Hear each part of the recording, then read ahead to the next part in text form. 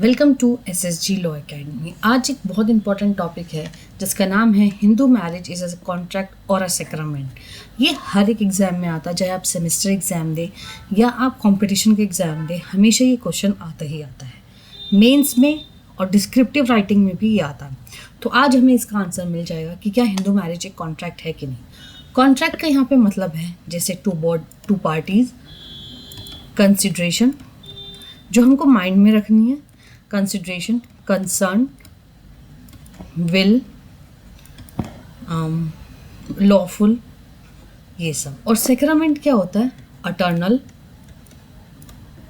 ठीक है, यूनिवर्सल और अनब्रेकेबल।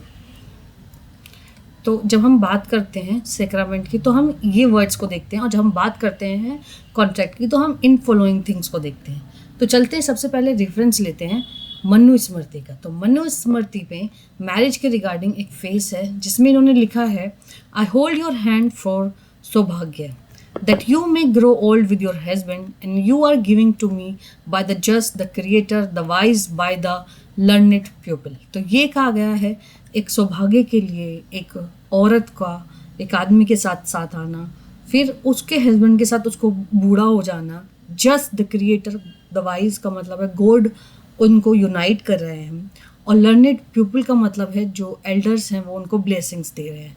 तो इस तरीके से इन्होंने मैरिज का एक सीन को डिस्क्राइब किया है। ऋग्वेदा में लिखा है, be thou mother of a heroic children devoted to the god, be thou queen in the father's in law house, hold my old gods, unite the heart of us two into one. They are talking about two hearts into one. So ये बात कर रहे हैं एक eternal bond का।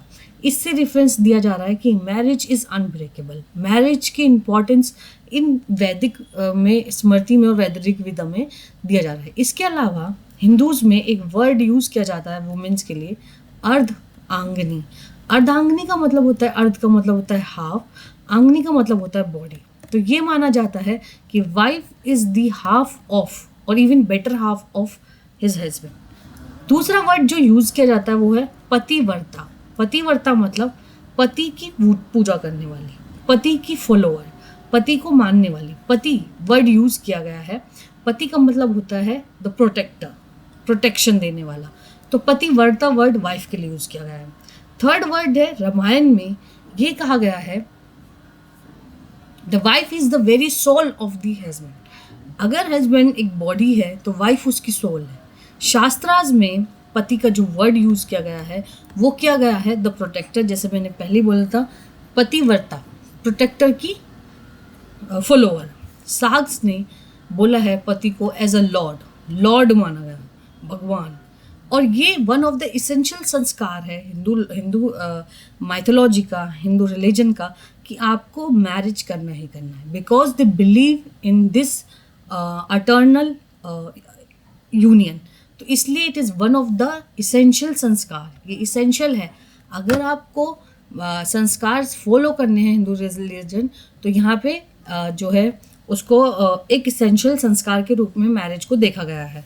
मनु ने कहा है, to be the mother where the women created, to be the father man created, and dharma must be practice by both of man and women. यहाँ मनु ने ये कह दिया है कि औरतों का जन्म तो माँ बनने के लिए होता है और आदमियों का जन्म फादर बनने के लिए होता है, और उन दोनों को धर्म प्रैक्टिस करना चाहिए। और धर्म का मतलब यहाँ पे क्या है? मैरिज।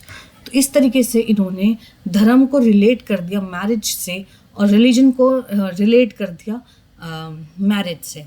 इन्होंने इसे बोला है हिंदू लॉ में, ये परमानेंट माना गया है। परमानेंट मतलब अनडिसॉल्वेबल, एक बार हो गया तो 7 जन्म्स के लिए हो गया। अनडिसॉल्वेबल यूनियन, ये नाम हिंदू मैरिज में कहा गया है, मैरिज को एक स्टेटस दिया गया है। और यहाँ पे अगर आप हिंदू रिलीजन को देखें तो डाइवोर्स हमेशा एब्सेंस रहा है। तो इससे ये चीज़ कम आउट होती है कि इसको एक सेक्रामेंट की तरह रखा है, अनब्रेकेबल बॉन्ड की तरह रखा है, और इसकी इम्पोर्टेंस धर्म के रूप में, रिलीजन के रूप में बहुत ज़्यादा है। अब क्योंकि इंडस्ट्रियल डेवलपमेंट आ गया, इंडस्ट्रियल डेवलपमेंट का मतलब है with the passing time development बहुत ज़्यादा होने लगा, जिससे क्या हुआ, वाइफ्स और हस्बैंड्स दोनों इक्वल स्टेटस अब लोगों को देने लग गए एक दूसरे को।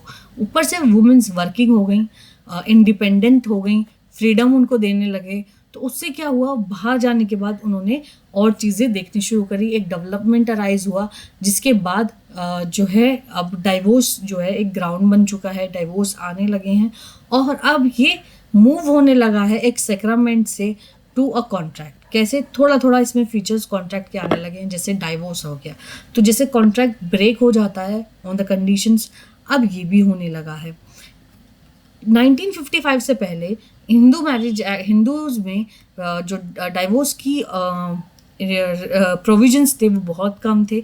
1955 के बाद जब कॉडिफाई हुए तब ये डाइवोर्सेस आए, और उसके बाद ये इसमें डाइवोर्स आया। लेकिन डिस्पाइट ऑफ ऑल तो जो कंक्लूजन आया है वो यही है कि Hindu marriage is a sacrament, वो एक सेक्रामेंट है, उसे सेक्रामेंट की तरह लिया जाता है, ना कि a contract. Still it is an eternal, still it is a universal bond, still it is unbreakable. तो Hindu marriage is a sacrament, not a contract. Thank you.